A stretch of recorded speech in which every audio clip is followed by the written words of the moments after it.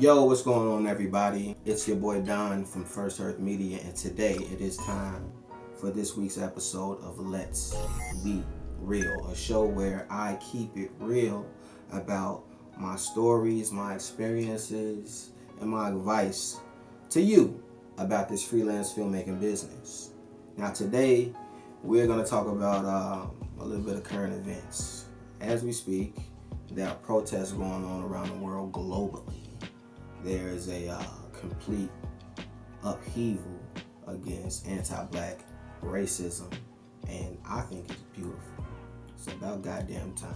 But you may be asking yourself as a filmmaker, what am I to do? So these are 3 things that you can do as a filmmaker during the protests. Number 1, you can film what's going on around your city. Man, simply going out taking photo and video footage of, the protests. If you were out there doing the riots, get footage of that. Get footage of everything. This is very historic. Nothing like this has ever happened in America to this degree. I feel that, opposed to leaving for our children a textbook to teach them about an era that we're basically living in, that you can have some solid evidence to show them real perspectives from a reliable source. What was going on during these times? You should show the good, the bad, and the ugly. The good would be the unity, the passion, the compassion of all the people that are out there. Show the pride of the people who are fighting against this unjust system. You should also make sure you capture the moments of rebuilding. After all the destruction was done, you have people coming together to show people that have not completely turned their back on their community. And they really appreciate it by coming back to clean it up and showing how much they love the neighborhood that they live in. But we got to think about it like this too. There's a lot of news going on. Everybody's glued to their phone. Everybody's glued to the TV. CNN, NBC, ABC, EFG. All those places are giving news. But what better news is there than what you can show? Like, those places can't be the only place that you're getting your news from. I tell you like this, everything that you see on TV has a message. Even the news, even commercials, even the dumbass cartoons your kids watch. Everything has a message. The thing is to really be able to sort through all the messages that you're getting as you're consuming this content. And I think the best way to do that, in a sense, is to really get your ass out there and to see what's going on. Don't be scary. You'll be okay. I think. Make sure you get the bad, which would be the sadness and the pain and the disappointment of the people who are suffering a lot of losses right now in these communities. Make sure you show how your city looks, how boarded up these businesses are, how deserted these streets look, how blocked off these streets look. Like, I went downtown to Michigan Avenue and stood in the middle of the Magnificent Mile. Mind you, I had to go all the way around the long way to get there because police had blocked off so many entrances into the city. But when I got there, I saw something that I never thought I'd see. And all these businesses on Michigan Avenue were boarded up. And I was like, whoa. Make sure you don't forget to get the ugly, which would be the rioting, the looting, the police brutality. What we do as filmmakers is capture moments. We're always there for moments. You want to turn away from moments like that, but those are the moments that you really need to be there for.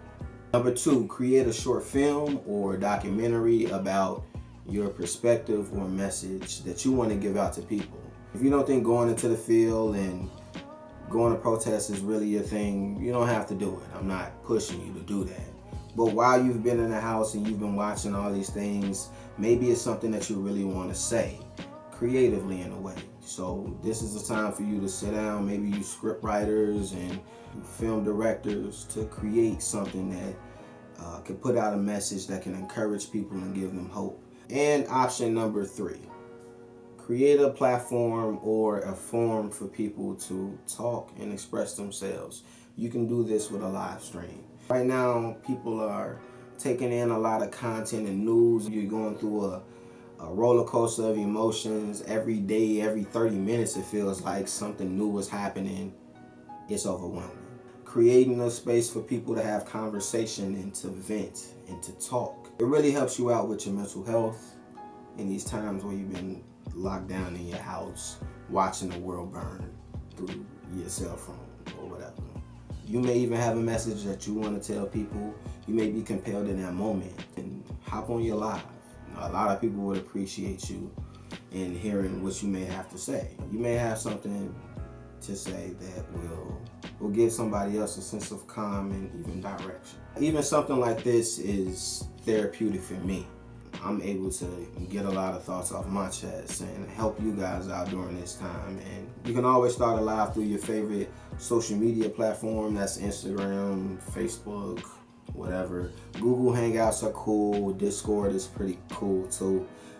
Just find what works for you. That's it, guys. Those are the 3 ways that you can create content during these times to make your voice heard or to add to the cause. My thoughts during this whole process are very complicated in a sense, right?